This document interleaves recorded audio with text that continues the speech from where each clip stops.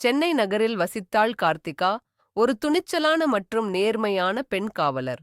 பணிக்காலத்திலும் வாழ்க்கையிலும் கூட நீதியும் நேர்மையும் அவளுக்கு தாரக மந்திரமாக இருந்தன. அவள் ஒரு சப் இன்ஸ்பெக்டர். ஆனால் அவளுடன் பணியாற்றும் ஆண் அதிகாரிகள் கூட அவளை மரியாதையுடன் பார்த்தார்கள். ஒரு இரவு தாம்பரத்தில் உள்ள ஒரு தொழிற்சாலையில் பெரும் தீ விபத்து ஏற்பட்டது. மக்கள் அனைவரும் அச்சத்தில் இருந்தார்கள். புகையும் அழலும் சூழ்ந்திருந்த அந்த சூழ்நிலையில் பெண்கள், குழந்தைகள் ஓடிச் சென்று தப்பினர். ஆனால் அந்த தொழிற்சாலையின் உள்ளே 3 குழந்தைகள் சிக்கியிருந்தனர். கார்த்திகா தன்னுடைய உயிரை பற்றி கவலைப்படாமல் உடனே தீக்குள்ளே பாய்ந்தாள். ஒரு முறையும் இல்லாமல் 3 முறை அந்த அடர்ந்த தீக்குளம் போல் இருந்த இடத்திற்கு ஓடினாள். ஒவ்வொரு முறையும் ஒரு குழந்தையை தூக்கிக் கொண்டு வெளியே வந்தாள்.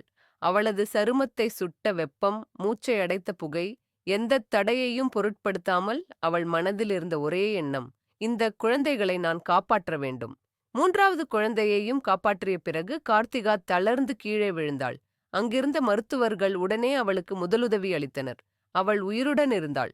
அந்த குழந்தைகள் அவளது கைகளை பிடித்தபடி அழுதன. அக்கா, நீ இல்லைனால் நாங்க எப்படி பிழைப்போம்?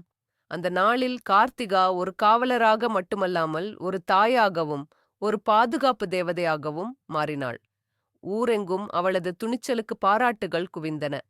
அரசு அவளுக்கு சாதனை காவலர் விருது வழங்கியது. முடிவு: வீரம் என்பது உடல் வலிமை அல்ல, அது உள்ளத்தின் துணிச்சல். கார்த்திகா போன்ற பெண்கள் தங்கள் அர்ப்பணிப்பால் ஒளிர்கிறார்கள். நம் சமூகத்தில் அவர்களே உண்மையான நாயகிகள்.